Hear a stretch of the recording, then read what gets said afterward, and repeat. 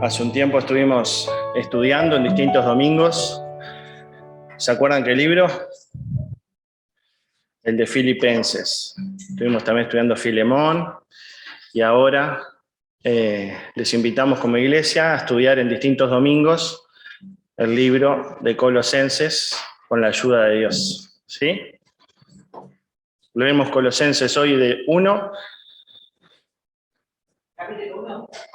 Colosenses 1, del 1 al 15.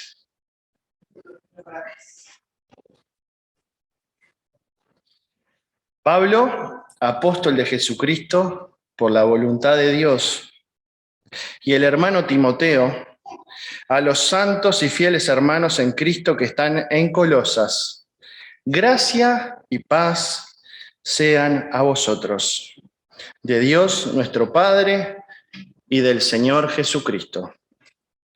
Siempre orando por vosotros, damos gracias a Dios, Padre de nuestro Señor Jesucristo, habiendo oído de vuestra fe en Cristo Jesús y del amor que tenéis a todos los santos, a causa de la esperanza que os está guardada en los cielos, de la cual ya habéis oído por la palabra verdadera del Evangelio, que ha llegado hasta vosotros, así como a todo el mundo, y lleva fruto, y crece también en vosotros, desde el día que oísteis y conocisteis la gracia de Dios en verdad.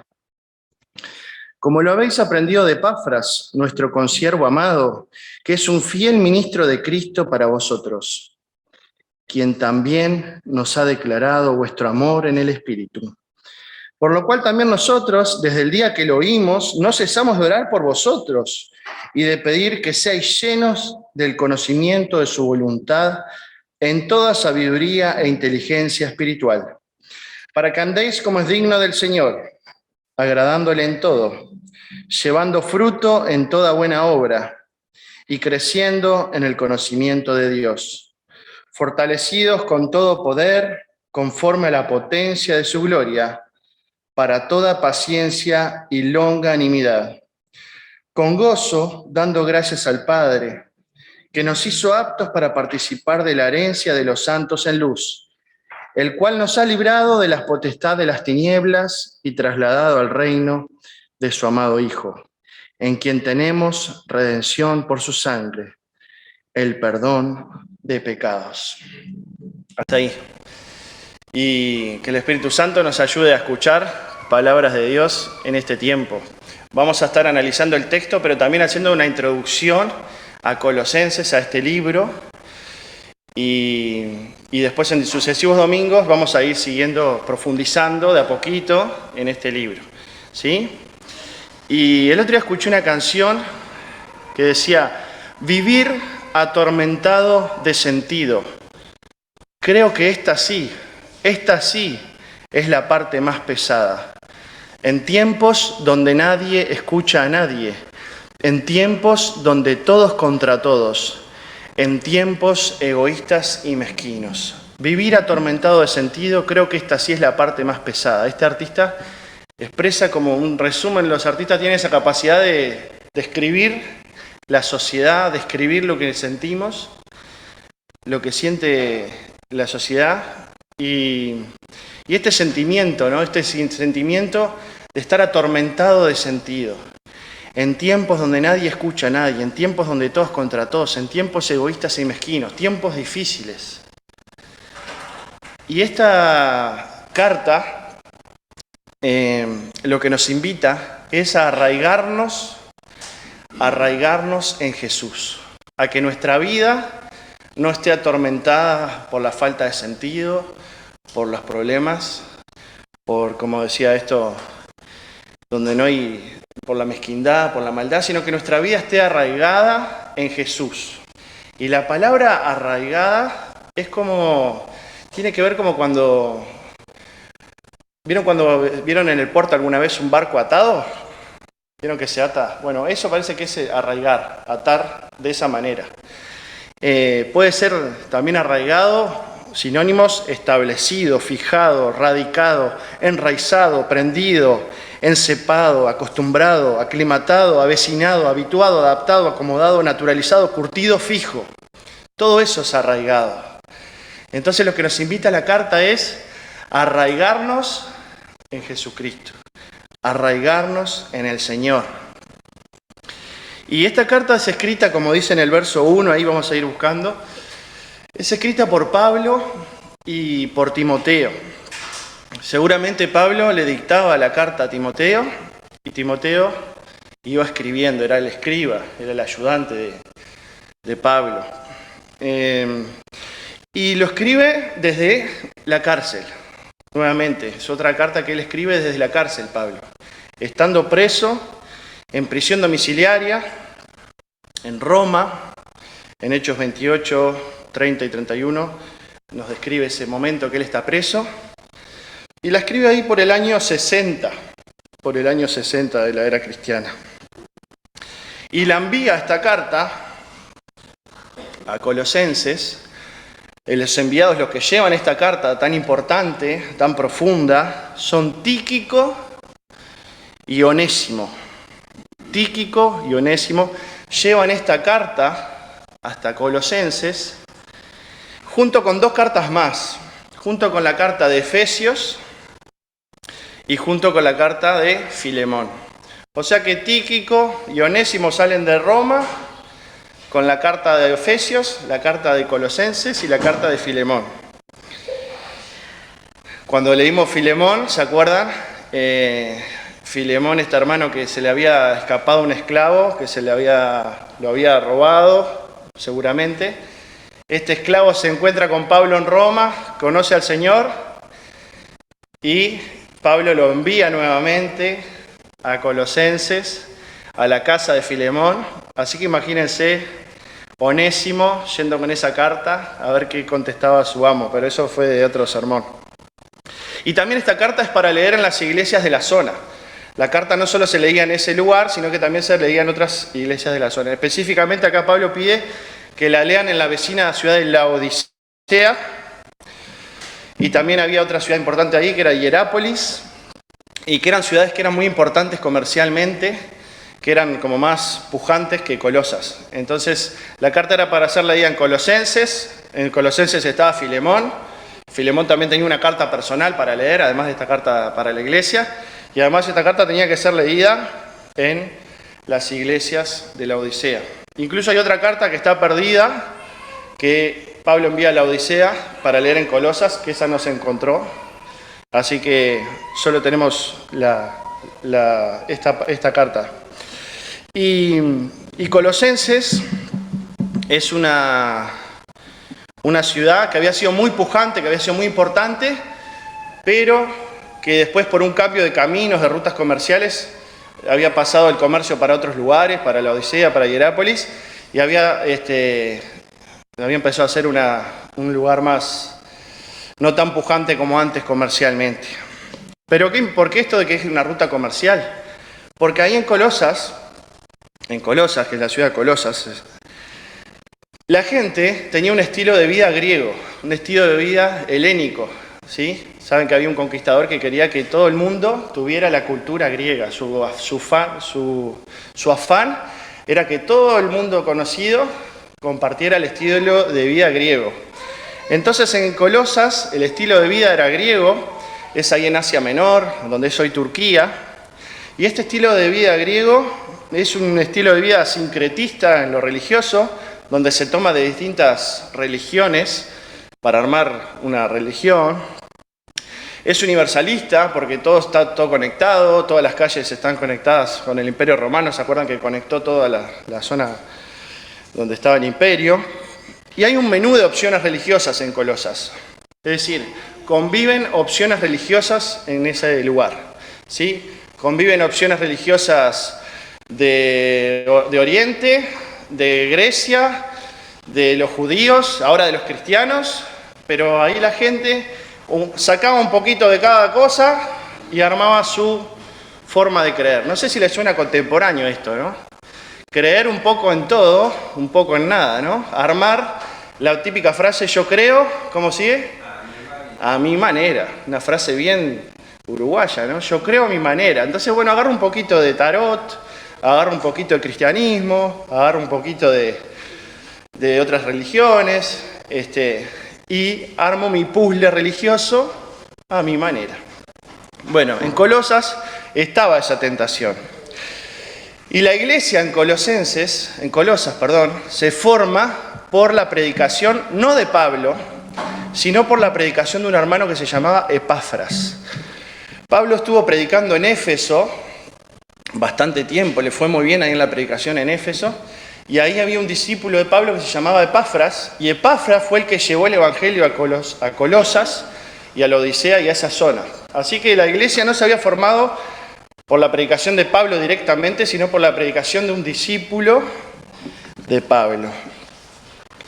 Y es una carta muy profunda, como les decía, porque es una carta teológicamente muy jugosa, y tiene una parte al principio que es como teología, explica el cristianismo, qué es el cristianismo, y la segunda parte, muy común en Pablo, explica cómo aplicar ese conocimiento teórico, esa fe, a la vida, ¿no? Entonces, una parte más teórica y una parte práctica. ¿Y por qué Pablo le da tanta importancia a esta carta? ¿Por qué le dedica tanta profundidad a lo que dice? Justamente porque en esa iglesia, en Colosas, estaban surgiendo diferentes herejías que iban en contra del cristianismo, de la fe en Jesús, ¿sí? Y estaban amenazando a esa iglesia en Colosas esas herejías. Parece ser que todavía no habían entrado a la iglesia esas herejías, pero que estaban ahí a la puerta, amenazando con meterse en la iglesia y licuar el cristianismo, como vemos en este contexto histórico, que también se ve un paralelismo con hoy, ¿no? Entonces, ¿qué herejías?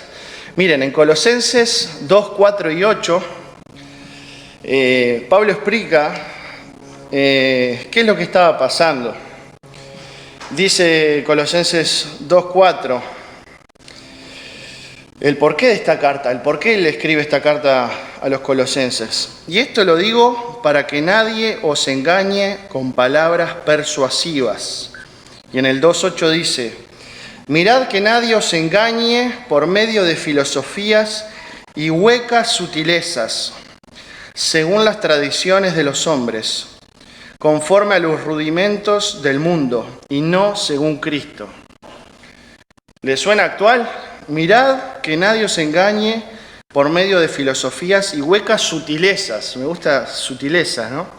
Según las tradiciones de los hombres, conforme a los rudimentos del mundo y no según Cristo. Estas herejías que se estaban amenazando a la iglesia en Colosas y que Pablo escribe esta carta para combatirlas y aclarar las cosas, eran dos ramas principalmente. Por un lado, eran herejías de los judíos radicales. Vieron que Pablo en todos los lugares tenía conflicto con los judíos radicales que querían volver a la salvación por medio de las obras, a la salvación por medio de cumplir la ley, a circuncidarse, que querían solo la salvación para los judíos, ¿sí? En todas las cartas vemos esa tensión. Entonces, un grupo de judíos que presionaba para que estas ideas de los judíos, de la salvación por obras, de la salvación por medio del cumplimiento de la ley, se cumplieran. Y por otro lado, otra amenaza... No lo sé, no lo dice. No lo dice. Me parece que no lo dice. Y por otro lado, tenemos la presión del gnosticismo. El gnosticismo, una corriente filosófica que empezó ahí en ese tiempo y que llega hasta hoy también. Así como la salvación por obras es una herejía que llega hasta hoy hay presión para decir, bueno, me porto de tal manera, hago tal cosa, voy a la iglesia, hablo de tal manera, Dios me acepta. Bueno, no, eso es una herejía. La salvación, como sabemos, no es por obras, es por la fe en Jesucristo. La otra herejía es estas ideas filosóficas sutiles que decían que la salvación se da de la liberación del espíritu del cuerpo. Es decir, que cuando el espíritu se liberara del cuerpo, iba a ser salvo, porque el cuerpo era malo.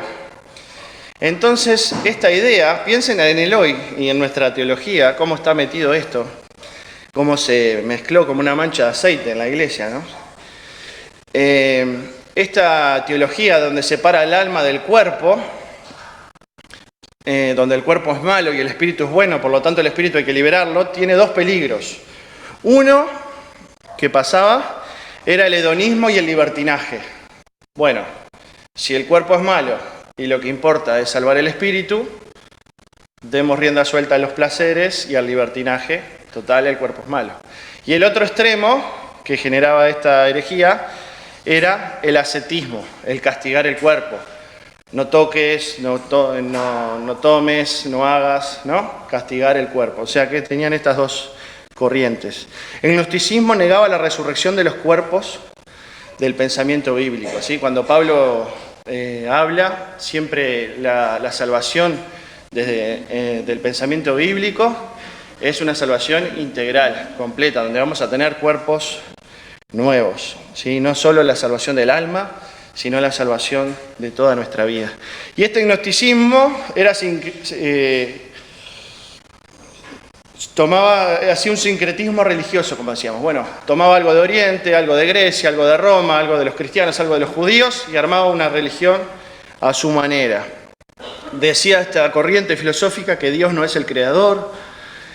Decían que Jesús era un ser espiritual, por lo tanto, no era un ser encarnado, otra herejía. Después decían que la salvación era por medio de la gnosis, de un conocimiento oculto que está por venir o ser descubierto. Ideas de Platón, ¿no? Ideas filosóficas de los griegos, donde todavía la salvación no había venido, sino que iba a venir y había un conocimiento oculto que iba a ser revelado y había que aspirar a eso. Eso más de la idea de los griegos. Entonces, las dos herejías más importantes que amenazaban a la iglesia eran salvación por obras y gnosticismo, ¿sí? Judíos radicales y gnósticos se trataban de meter en la iglesia. Y un resumen de estas herejías que habla Colosenses, lo que hacen estas herejías es negar la suficiencia de Cristo y también nos desarraigan de Jesucristo. Hoy les empecé diciendo que el título de este mensaje es Arraigados en Cristo, ¿no? ¿Cómo podemos arraigar nuestra vida en Jesús? Y estas herejías buscan desarraigarnos del Señor y negar la suficiencia de Cristo. Es decir, que Cristo es suficiente, que no precisamos más nada, que no tenemos que esperar un conocimiento nuevo, una revelación nueva, sino que Cristo es suficiente. Hoy también hay estas líneas de profecía, de que hay palabras que Dios sigue enviando palabras y niegan la suficiencia de Cristo, ¿no? Sigue hasta el día de hoy estas corrientes que niegan la suficiencia de Cristo para nuestra salvación. Entonces, un resumen de las corrientes heréticas eran gnosticismo, ascetismo, no tocar, no mirar, sincretismo, Jesús es espiritual y no está encarnado, y salvación por obras. Todas esas cosas amenazaban a la fe cristiana, amenazaban el cristianismo en Colosas. Y yo te pregunto, y me pregunto, ¿qué herejía hoy se mezcla en mi vida, en mi familia, en la iglesia? ¿Qué herejía hoy vos podés identificar con la ayuda del Espíritu Santo? Te está golpeando la puerta y te está diciendo que Jesucristo no es suficiente, que hay algo más, que va a venir. ¿Qué herejía está tocando la puerta de tu vida, de mi familia, de la iglesia? ¿Qué herejía te quiere desarraigar del Señor?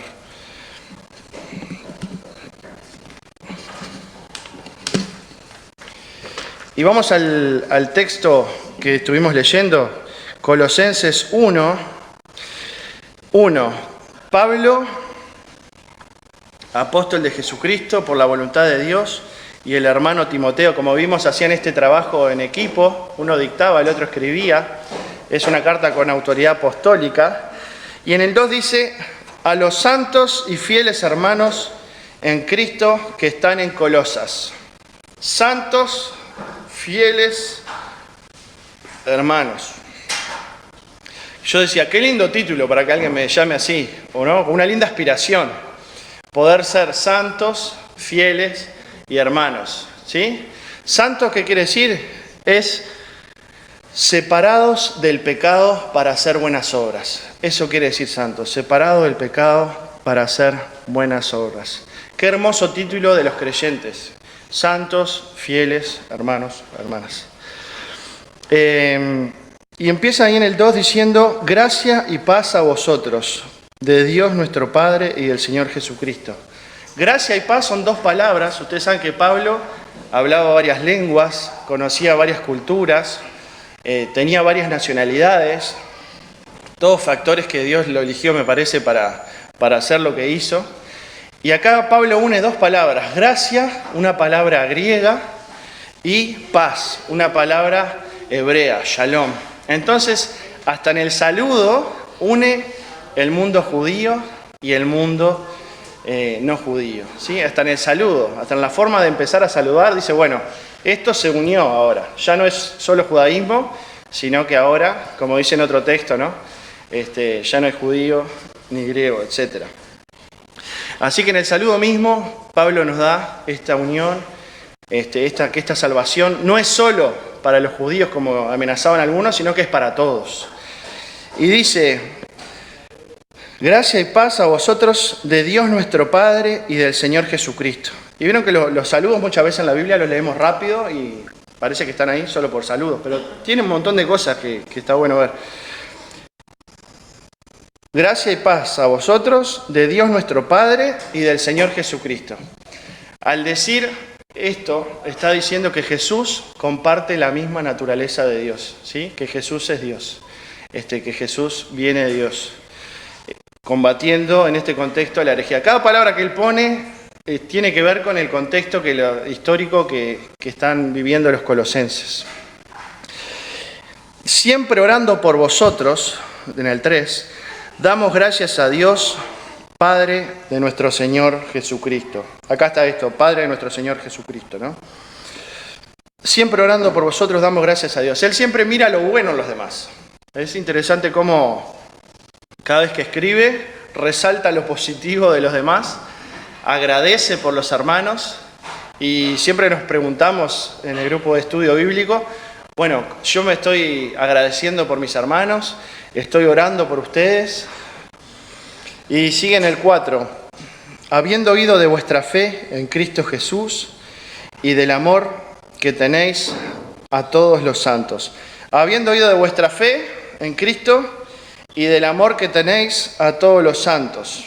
Fe puesta en práctica, ¿sí? Como decía Santiago, la fe puesta en práctica, ¿sí? La fe trae obras de amor.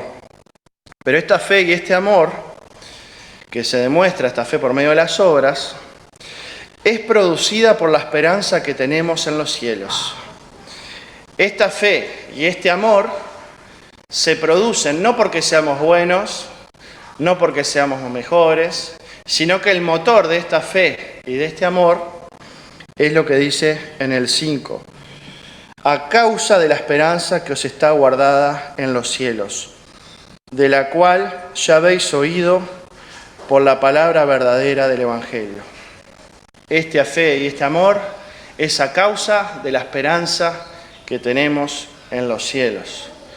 La esperanza del abuelo, la esperanza de Eli, de Elizabeth que partió hace poco, la esperanza de Ángela, que hace poco fue la fecha de aniversario de su muerte. Esta esperanza que tenían estas hermanas, estos hermanos, ¿es nuestra esperanza? ¿Tenemos esta esperanza de saber que tenemos un lugar en Cristo en los cielos? Y esa esperanza nos motiva en nuestra fe, nos motiva en nuestro amor.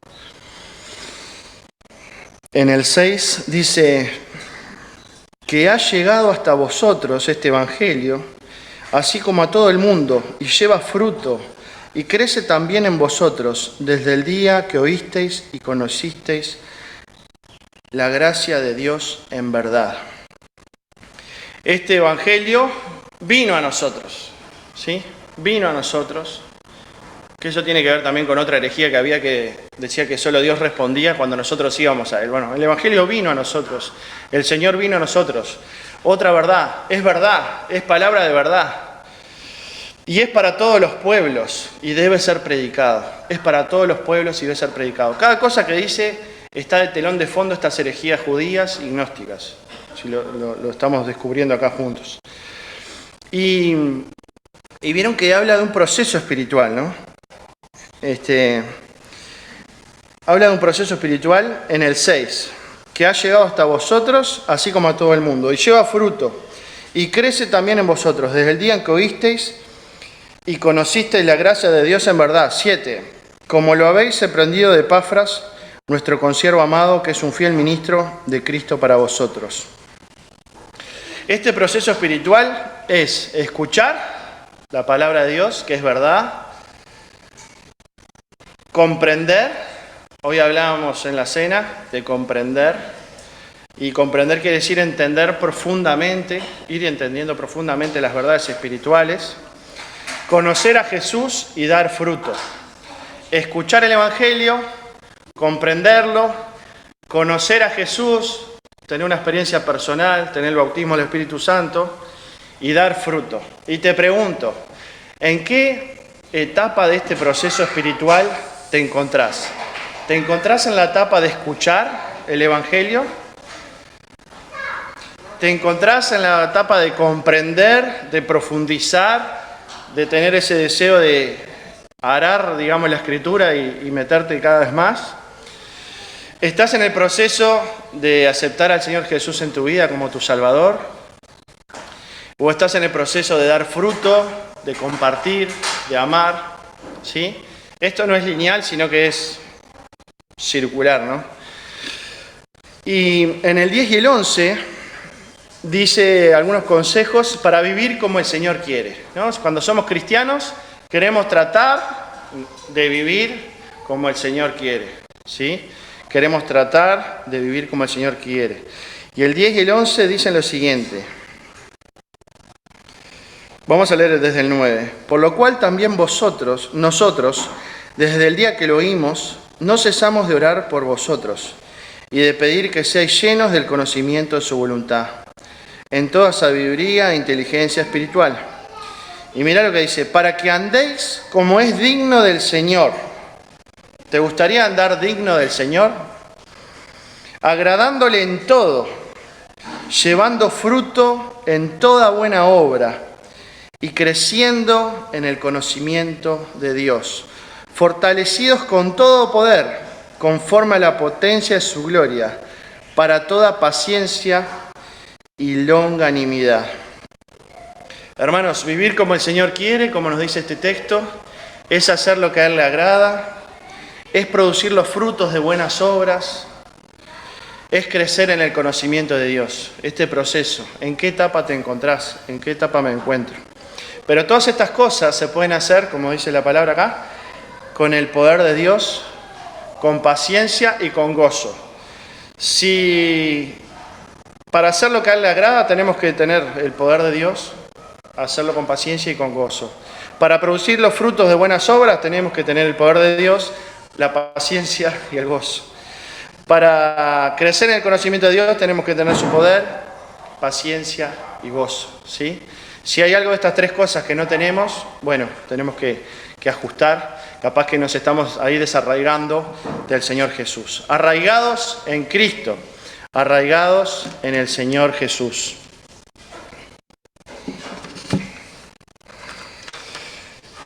Y para estar arraigados en el Señor Jesús, cada cristiano, cada cristiana tiene que tener claras algunas cosas, saber algunas cosas que nos permiten estar arraigados en Él. ¿Qué tiene cada cristiano, cada cristiana que lo arraiga a Jesús? Bueno, tiene la fe en Él, tiene el amor que produce esa fe, tenemos el conocimiento de la gracia de Dios, sabemos que somos herederos. Todo esto lo estoy leyendo, es un resumen de ahí hasta el 15. Sabemos que somos herederos, sabemos que somos libres del poder de la oscuridad, sabemos que vivimos en el reino de Cristo desde ahora, sabemos que somos redimidos por su sangre, que hemos sido redimidos por su sangre. Y la palabra redención es libertad con el pago de un rescate. Sabemos los cristianos que hemos sido liberados, que hemos entrado en el reino de Dios, que somos herederos, que hemos sido redimidos y que hemos tenido el perdón de pecados. Y el perdón de pecados, esa palabra perdón dice que es absolver o conceder remisión de un castigo. Entonces, hermanos, para estar arraigados en el Señor, es importante recordar estas cosas que nos recuerda acá en Colosenses, ¿sí? Que somos herederos, que tenemos una esperanza en los cielos, que hemos sido liberados del poder de la oscuridad, que ya vivimos en el reino del Señor, que ya hemos sido redimidos por su sangre y que ya hemos sido perdonados de nuestros pecados. Y tal vez hay alguien escuchando que todavía no tiene esta seguridad, todavía no sabe si es una heredera, un heredero de Dios, todavía no sabe si es libre del pecado, todavía no sabe si es libre del poder de la oscuridad, todavía no lo sabe. Si todavía no lo sabes, no estás segura, no estás seguro de esta esperanza, la Biblia dice, mas a todos los que le recibieron, a los que creen en su nombre, les dio potestad de ser hechos hijos, hijas de Dios. Si todavía no tenés este perdón de pecados, esta seguridad que tenemos los cristianos, podés entender, podés escuchar y comprender que a todos los que lo recibieron, a los que creen en su nombre, les dio potestad de ser hechos hijos e hijas de Dios. ¿Sos un hijo de Dios? ¿Sos una hija de Dios? Y hermanos, para finalizar, en Cristo estamos completos, ¿sí? Hoy decían bien que, bueno, conocemos parcialmente, pero si conocemos a Cristo, que obviamente siempre lo conocemos parcialmente, ya es suficiente, ¿sí? Ya es suficiente para salvación. Obviamente después podemos profundizar, pero si tenemos fe en el Señor, así sea poquitita, creer que Jesús es el Hijo de Dios ya es suficiente para ser salvos, ¿sí? Estamos completos en Cristo. No precisamos más nada para nuestra salvación. No busques más nada para tu salvación. Sigamos arraigados en Cristo. Y la pregunta que hice hace un rato, los hermanos en Colosas tenían herejías, sutilezas, filosofías que se le metían por la ventana. Y nos pregunto a ustedes y a mí, ¿qué herejía se mezcla hoy en mi vida, en mi familia, en mi iglesia? ¿Qué herejía se mete en mi vida que me desarraiga de Jesús? Y ahí cada uno tiene que hacerse un autoexamen y presentar eso delante del Señor. ¿Qué herejía se mete en mi vida que me desarraiga del Señor? Y vamos a escuchar una canción, vamos a terminar cantando una canción que es sobre estar arraigados en el Señor. Pero antes de escuchar esta canción, vamos a leer por qué Jesús es suficiente, por qué el Señor es suficiente. Y les invito a ponernos de pie para escuchar por qué el Señor es suficiente. Una de las grandes verdades de las Escrituras es la declaración de que Jesucristo es completamente suficiente para todos los asuntos de la vida y la piedad. Él es suficiente para la creación, para la salvación, para la santificación, para la glorificación. Es tan puro que en Él no hay suciedad, tacha, mancha de pecado, contaminación, mentira, engaño, corrupción, error o imperfección. Cristo es tan completo que no hay otro Dios fuera de Él. Es el Hijo unigénito. Todos los tesoros de la sabiduría y del conocimiento están en Él. En Él habita corporalmente toda la plenitud de la deidad. Él es el heredero de todas las cosas. Creó todas las cosas y todas las cosas fueron hechas por Él, a través de Él y para Él. Él sostiene todas las cosas por la palabra de su poder. Es el primogénito de toda creación. Él es la representación exacta de Dios. Es el único mediador entre Dios y el hombre. Él es el sol que alumbra, el médico que sana, el muro de fuego que defiende, el amigo que consuela, la perla que enriquece, el arca que sostiene y la roca para sustentarnos en las presiones más fuertes. Él está sentado a la diestra del trono de la majestad de las alturas. Él es mejor que los ángeles, mejor que Moisés, mejor que Aarón, mejor que Josué, mejor que Melquisedec, mejor que todos los profetas, más grande que Satanás y más fuerte que la muerte. Él no tiene principio ni fin, es el Cordero sin mancha de Dios. Él es nuestra paz. Él es nuestra esperanza, hermanos. Es nuestra vida. Él es el camino vivo y verdadero. Él es la gloria de Israel. Él es la raíz y el linaje de David, la estrella resplandeciente de la mañana. Es fiel y verdadero. Es el autor y consumador de nuestra fe. Es el autor de nuestra salvación. Él es el campeón. Es el escogido. Él es apóstol y sumo sacerdote de nuestra fe. Él es el siervo justo. Él es el Señor de los ejércitos, el Redentor, el Santo de Israel, el Dios de toda la tierra. Él es el varón de dolores. Él es la luz, es el Hijo del Hombre, es la vid, es el pan de vida. Él es la puerta, Él es el Señor, el profeta, el sacerdote y rey. Él es nuestro reposo, Él es nuestra justicia. Es el maravilloso consejero, el Dios fuerte, el Padre eterno, el príncipe de paz. Es el príncipe de los pastores, es el Señor Dios de los ejércitos, es el Señor de las naciones, es el león de Judá, el verbo vivo, la roca de la salvación, el Espíritu eterno. Él es el anciano de días, creador y consolador, Mesías, el gran yo soy. Y vamos a cantar esta canción para fortalecer nuestra fe y seguir arraigándonos en Jesucristo, que es todas estas cosas.